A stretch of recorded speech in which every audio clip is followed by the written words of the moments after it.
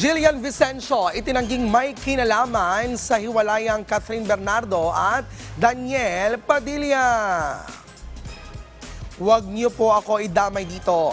Hindi po totoo. Bigyan naman po natin sila ng respeto. Yan ang say ni Jillian Vicencio sa kanyang post sa social media.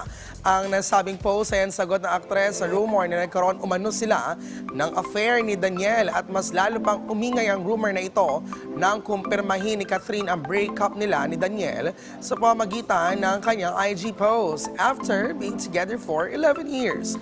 Depensahan din ng media personality na si DJ Jaiho, si Jillian at nag-post rin sa kanyang social media account. Quote-unquote, "That's my girl." Magsasalita dahil alam ang totoo. Hindi mananahimik para ipagtanggol ang sarili. Hindi po totoo, huwag niyong idamay itong si Jillian.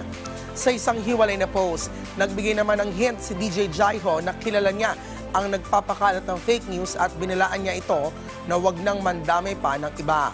Maliban kay Jillian, nalilik din ngayon si Daniel kay Andrea Brillantes. Matatanda ang nagkasama noon si Jillian at ang Kathniel sa series na Too Good to Be True. At kasama rin si Jillian sa movie ni Catherine na A Very Good Girl.